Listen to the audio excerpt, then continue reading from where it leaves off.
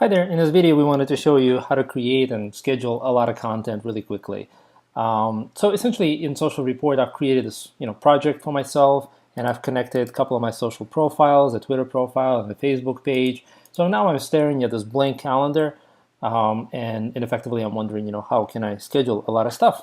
And the way I would go about doing this is by clicking on publishing, and then I'm going to go into this bulk scheduler.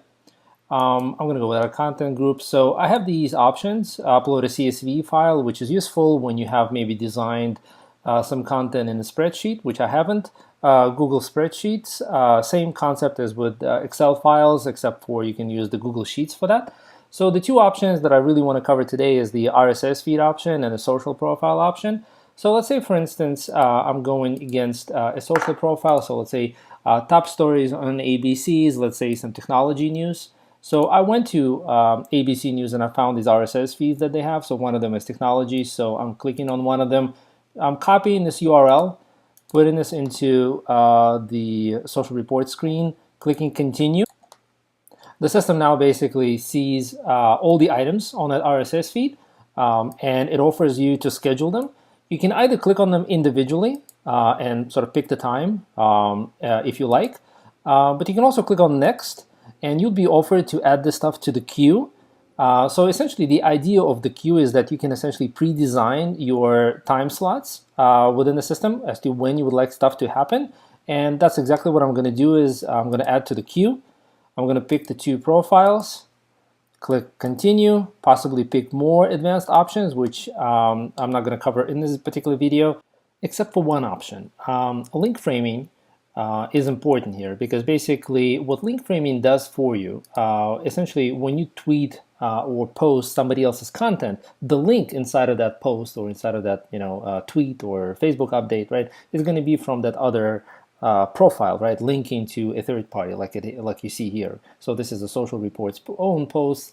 We sharing third-party content. However, when the user clicks on this link, effectively what happens, they go to that third-party site, but we still maintain our logo across the top, right? And this is what we call link frames. You get to specify your logo, your background color, and your call to action. So obviously, as you can imagine, it's very important to use the link frames when you share third-party content, because effectively you kind of get the attribution, right, or a possibility that somebody would engage with your content, right? And to see how link frames work and how to set them up, please do see another video that we have specifically dedicated to link frames.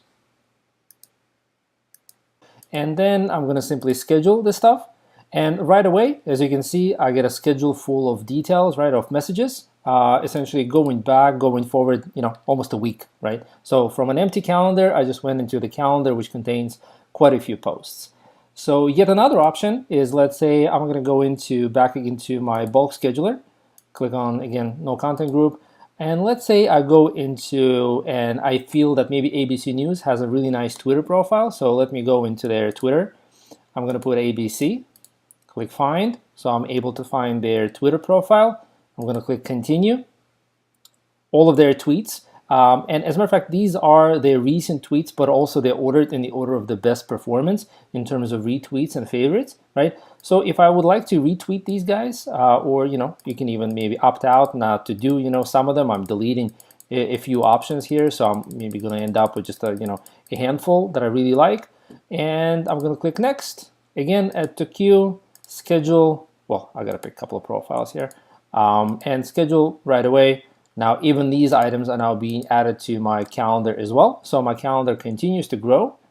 And I can also, do the same thing for other platforms as well.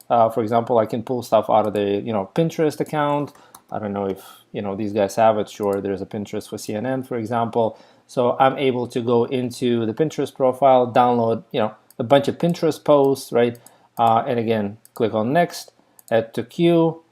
Or schedule them individually, click schedule, and I just added a bunch of Pinterest posts as well to my posting schedule. So yeah, so I just wanted to show you how to quickly utilize the bulk scheduler to be scheduling a lot of content from third-party sources, and how to quickly fill up your scheduling calendar with interesting content. As you can see, my calendar now contains a lot of posts. I can always, reorganize them if I wanted to by maybe putting them into different dates. shuffling them around any way I like. I can always click on items. I can always edit them, right? So this now is my content, even though it originated, on other platforms, on other sources. All right, I hope this was useful and informative. If you have any questions, let us know. Thank you.